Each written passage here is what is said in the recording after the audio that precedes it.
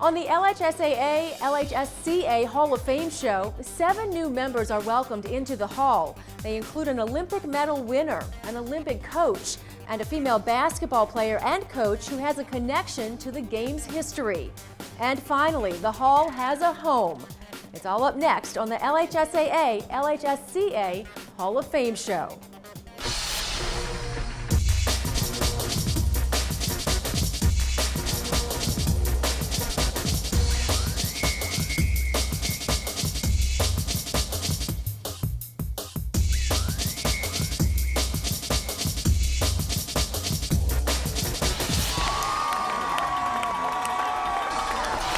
Hello, I'm Kim Holden, and welcome to this year's LHSAA, LHSCA Hall of Fame show on CST. We have 7 new inductees into the hall this year. It's a special group. However, it's extra special because it is the first Hall of Fame class since the completion of the new Hall of Fame room in Baton Rouge. Located at the LHSAA offices on Old Hammond Highway in Baton Rouge, finally, the hall has a tangible area where visitors can view the plaques of 248 inductees. During the recent LHSAA convention, the Hall of Fame room was opened to the public for the first time. Hall of Famers like Covington High School coaching legend Jack Salter showed up, and he was impressed. I heard how nice it was, and of course, since I've been here for about 10 minutes, I still have a lot to look at, but it certainly is beautiful, I can tell you. They did a heck of a job. Before he was an All-American at LSU and an All-Pro in the NFL, Jerry Stovall was a star at West Monroe High School. That's why he was in the class of 1998. You always want to give back. You remember those teachers that taught you. You remember the ones that disciplined you, that said you're not going to do that and perform well. And that body there of personnel was extremely, extremely critical to my life. We can preserve a history that could just have gotten away from us. And it means an awful lot for the people that came here today. The 2,000 square foot museum is open to the public. Now to our first inductee. He is a man who enters the hall for what he did on the playing fields as a high school athlete. However, the accomplishments of Gale Hatch after his playing career at Catholic High School in Baton Rouge may have had a greater effect on not just prep sports, but athletics at all levels. Let's meet LHSAA Hall of Famer Gale "Goose" Hatch. Elbows high. Good. As head coach of the U.S. Olympic weightlifting team at the 2004 Games in Athens, Greece, Gale "Goose" Hatch is accustomed to heavy lifting. But that's not the reason he's headed to the LHSAA Hall of Fame. More than half a century ago, he was a 3-sport star at Catholic High in Baton Rouge. Football, basketball, track. He was the school's MVP in each sport. In basketball, during one playoff stretch, he averaged an amazing 35 points and 22 rebounds a game. I played forward for 3 years, which really helped out my game my senior year. So I had a powerful inside game, and I had an excellent jump shot from the corner and the wing. I was a skilled and angry offensive rebounder, and because of my track background, I could run the court extremely well. So it's just a combination of those things that helped me be a successful ball player. He is saddened that many of today's prep athletes have become specialized. Multi-sport stars like Gale Hatch are disappearing. He thinks the athletes are being deprived of something special. Doing these different sports, helps you with the other sport. Maybe it's one that you're going to be a little bit better in, but running track. You play basketball, football, and you run track. It's going to make you a better athlete at whatever sport you participate in. The 50s were perhaps the golden age of high school sports in Baton Rouge. It was a decade that produced Basketball Hall of Famer Bob Pettit and Pro Football Hall of Famer Jimmy Taylor out of Baton Rouge High. Heisman Trophy winner and LSU great Billy Cannon of Estruma High School. And you can add Gale Hatch to the list of 50s phenoms. He feels much of the credit should go to someone who was ahead of his time, weight training guru Alvin Roy. He had a big impact on us. We all became stronger and faster and mentally tougher. And there's just no question about it. And a lot of the other teams in the state and around the nation were not, weights were kind of taboo. They thought it made you muscle bound. They didn't know about the explosive type strength training that helps athletes. Now in his 7th decade of life, Gale Hatch is still involved with weight training. The Gale Hatch weight training team has won 48 national titles and produced a number of Olympians. But he'll always be that angular athlete who participated year-round with distinction. When you play it, it's strictly for enjoyment. I can remember Billy Cannon, Jimmy Taylor, and myself were eating lunch one day, and we all agreed that even though we went on to success at a higher level, our happiest, most enjoyable days was high school athletics. Gale Goose Hatch played collegiate basketball at Northwestern State and played for the Chicago Majors in the short-lived American Basketball League.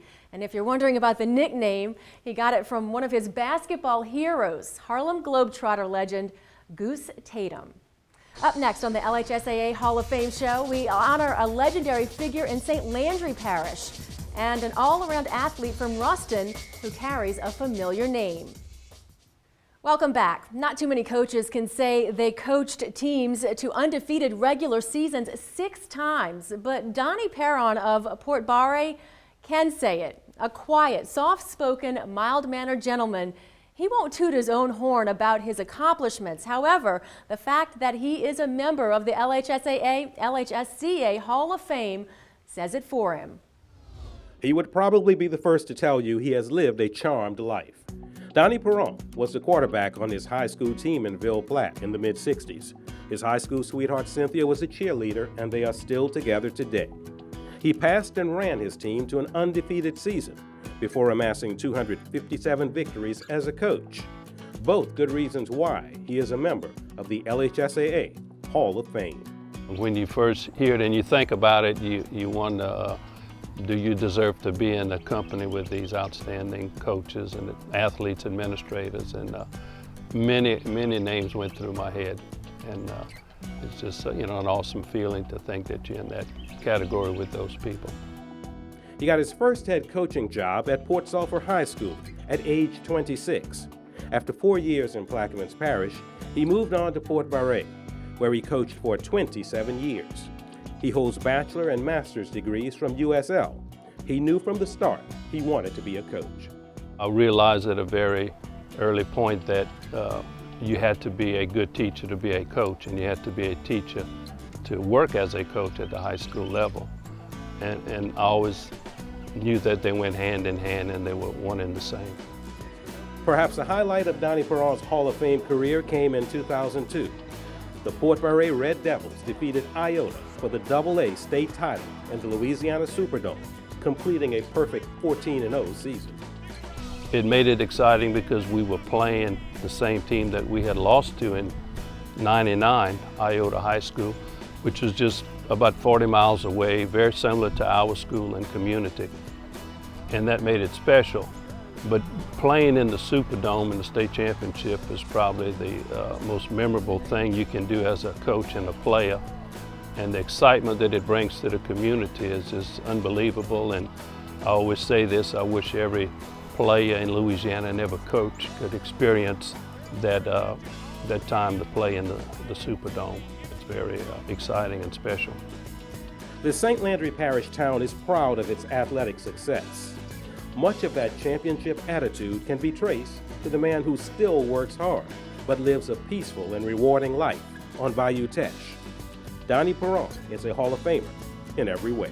Winning a state championship and having success over the years is great, but this is a good culmination of a career, and it's very humbling to be in that category and to accept it. Back in 1974, Donnie Perron coached Port Sulphur to a state track and field title. He also served as president of the Louisiana High School Athletic Directors Association from 1993 to 1995. Last year's Hall of Fame class included a Ruston High quarterback by the name of Brad Laird.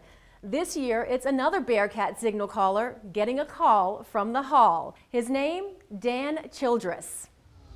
my first reaction was, literally a loss for words. Then, which was quickly followed by just, honor in representing my community. Dan Childress was a football, baseball, and track athlete at Ruston High School in the early 80s.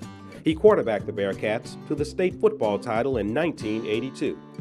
When he left Ruston, he held school marks in pass completions, yardage, and touchdowns.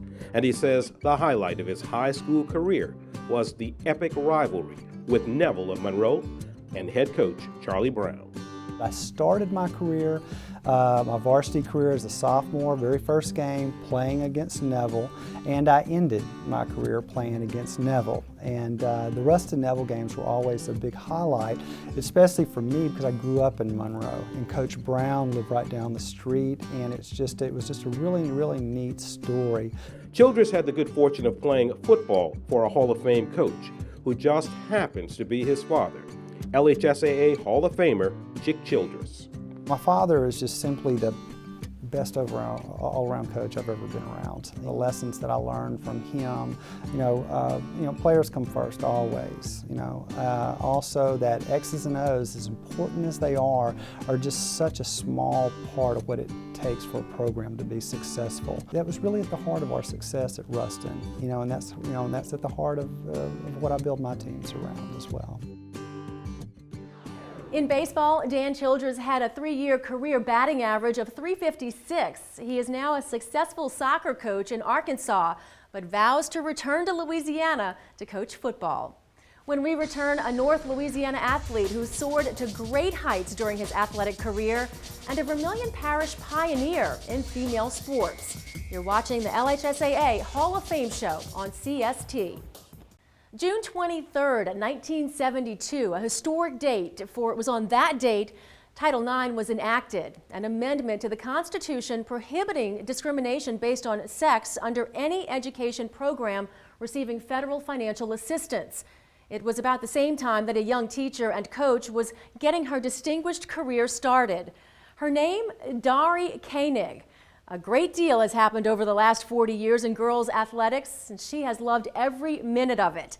Now she is an LHSAA Hall of Famer. She graduated from McNeese State on January 15, 1971, and went to work at Delcombe High School 5 days later. Dari Koenig found her little piece of heaven at the Vermilion Iberia Parishes School. She was there 36 years, starting girls' programs in 4 sports. She directed the Panthers to 17 district titles in cross country, track, and volleyball, and a basketball crown in 1981. She also posted 2 state runners-up finishes, and in 1984 she broke through for a state title in volleyball. But it was always about more than winning for Dari Koenig. They're going to be a parent, or they're going to be in a relationship, or they're going to be in a marriage that they have to be committed to. So through coaching, I get to teach them that, and that's important. And it's fun as a coach to go back right now and sit in the bleachers and watch athletes that I coached that were good athletes, and they had good work ethics. And now I go back and I watch their kids play, and I watch them in the bleachers watching their kids. You can't have a bigger thrill than that. It's an even bigger thrill that Coach Koenig taught just about the entire Delcombe faculty, including current principal, Corey Bork, who is emphatic about what she means to the school and community. Mama, sister, teacher, assistant principal, just so many things describes Miss Koenig. She was my teacher as a high school senior. She's a fixture, and she will be a fixture for a long time. She is Delcombe, that's for sure. In 2000, Coach Koenig became Assistant Principal Koenig, and about the same time she was diagnosed with breast cancer. After lots of prayers, treatment, and help from the Delcombe community in the form of this rallying quilt, she is still standing tall. I always knew people loved me as I loved them, but when you go through something like that, you realize how much you're loved. It's what they didn't do for me, and I think coaching helped me get through cancer. As she watches Delcombe's successful softball team go through its paces, she marvels at how far girls athletics has come since her days as an athlete at New Iberia High School. Her journey and her arrival into the LHSAA Hall of Fame is for all Panthers, past, present, and future. I'm going to be receiving that award for Delcombe High School, and that's just a thrill.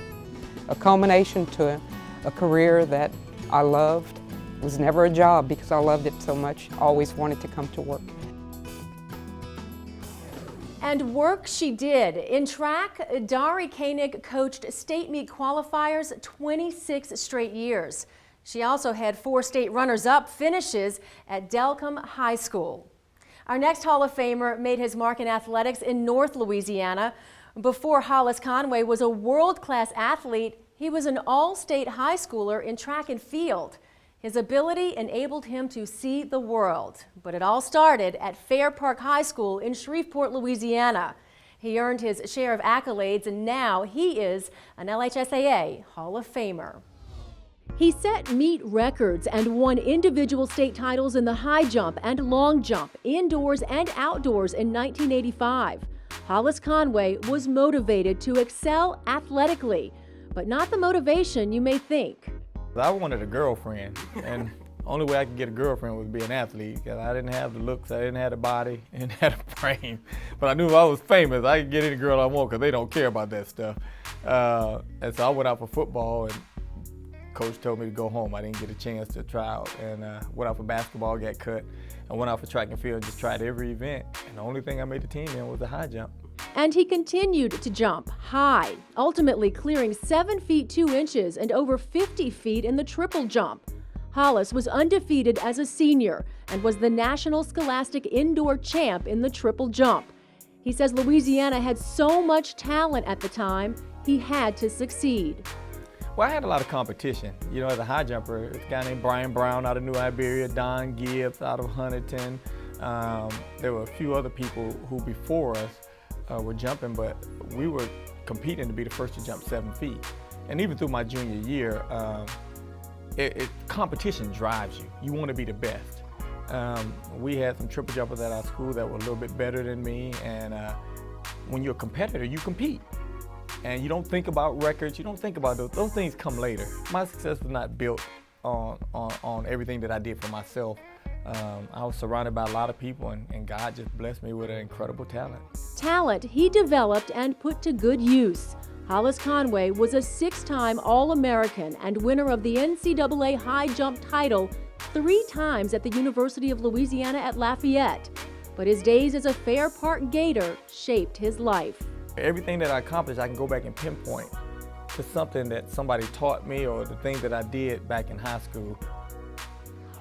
After his outstanding high school career, Hollis Conway won a silver medal at the '88 Olympic Games in Seoul and a bronze in Barcelona in 1992. Stay with us. After the break, a basketball player joins her legendary coach in the Hall of Fame, and we honor one of the great high school careers in the history of prep sports. Welcome back. Our next inductee is a lady who enters the Hall as a player and a coach. As a high school basketball player in the late 40s, Frances Lyles may have been ahead of her time.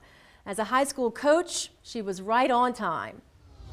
Frances Lyles was a major part of perhaps the greatest dynasty in the history of prep sports. A 16 points a game scorer at Baskin High School, 3 consecutive state title teams in 1948, 49, and 50. An all-state performer as part of the teams that combined for a 135-0 record. I was a team player. I loved the game. It didn't matter to me who was recognized, you know, in the papers or whatever. We all played together as a team, and I just loved basketball, and I tried every way I could to, you know, be the player I needed to be. She was coached by Women's Basketball Hall of Famer and basketball legend Edna Tiny Tarbutton. Lyles was so close to her coach that Edna Tarbutton asked her to serve as her presenter when she was inducted into the Hall of Fame in Knoxville, Tennessee. She was a good coach. She knew the basic fundamentals of basketball, and she was very strict with discipline. And we knew that, and we knew that if she showed us one thing and wanted us to do it, we knew to try to execute it. Frances Lyles enters the LHSAA Hall of Fame as a competitor and a coach, having successful tenures coaching basketball and track at Bastrop, Crowville, and Mangum, where she won 9 district, 9 regional, and 3 state track titles. As a coach, I ate, slept, and drank basketball. And, you know, to me, all these kids that I coached, I still call them kids, are an extension of my family. I have them coming by so frequently. I try to keep tabs of them, and so many of them doing so well out in life until, you know, I'd like to think maybe I had some little small part in helping them get there. For the record, Coach Lyles says she feels she could compete with today's players. At 5 feet 9 inches tall, she could touch the rim during her days in the 40s. And by the way, the Baskin High School girls basketball team won an amazing 218 consecutive games between 1947 and 1953. It's still a national high school record. Rounding out this year's class is Elena Beard of Southwood High School in Shreveport. Elena led Southwood to 4 state Class 5A basketball titles, and she scored a state tournament record 48 points in a single game back in 2000. That's our show. Congratulations to all of the inductees in the LHSAA, LHSCA Sports Hall of Fame. And don't forget to stop by and check out the Hall of Fame room at the association's office on Old Hammond Highway in Baton Rouge. Thanks for joining us. I'm Kim Holden.